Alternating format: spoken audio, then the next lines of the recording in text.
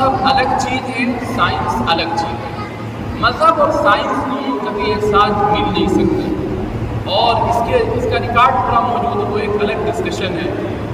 لیکن جب اسلام آیا اس دنیا کے اندر تو آپ دیکھیں گے کہ اس نے سائنس کو اتنا اوپر اٹھایا کہ جو بڑا انقلاب آیا ہے پوری دنیا میں وہ اسلام کی صحیح تعلیمات کے آنے کے بعد آیا ہے۔ دنیاوی انقلاب، روحانی انقلاب کو جو آیا وہ آیا ہی، وہ پوری دنیا اسے تسلیم کرتی ہے۔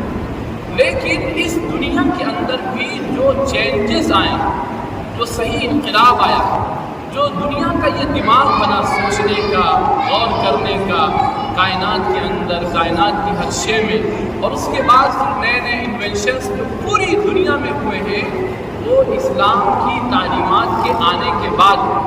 کیوں؟ اس لیے کہ یہاں ریسرچ، تحقیق یہ مذہب کا حصہ قرار دیا گیا ہے، یہاں ٹکراؤ نہیں ہے۔ کائنات میں آپ ریسرچ کریں تو اللہ آپ کی تعریف کر رہا ہے۔ ان فی خلق السماوات والارض واختلاف اللیل والنہار لآیات لأولی الالباب الذین یذکرون اللہ قیاما وقعودا وعلی جنوبہم ویتفکرون فی خلق السماوات والارض ربنا ما خلقت هذا باطلا سبحانک فقنا عذاب النار۔ قرآن تو یہ کہہ رہا ہے، قرآن کہہ رہا ہے کہ صحیح عقل والے وہ ہیں جو اللہ کو یاد رکھتے ہیں، اور دوسری ان کی صفت کیا ہے کہ جو آسمان اور زمین کی بناوٹ میں غور و فکر کرتے ہیں۔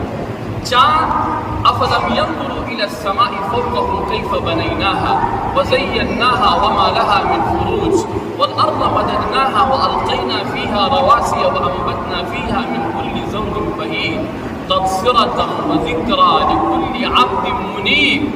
یہ کون کہہ رہا ہے؟ اللہ انسانوں سے کہہ رہا ہے کہ اپنی نگاہوں کو لے جاؤ آسمان کی طرف اور ذرا غور کرو، دیکھو کیسے عجیب و غریب طریقے سے ہم نے اس آسمان کو بنایا ہے، ہمارے بنانے میں کوئی نقص اور کمی نہیں۔ دیکھو زمین کی طرف کیسے ہم نے اس کو پانی پر بچھایا ہے، اور کیسے ہم خوبصورت انداز میں اس سے ہر قسم کے پودے نکالتے ہیں۔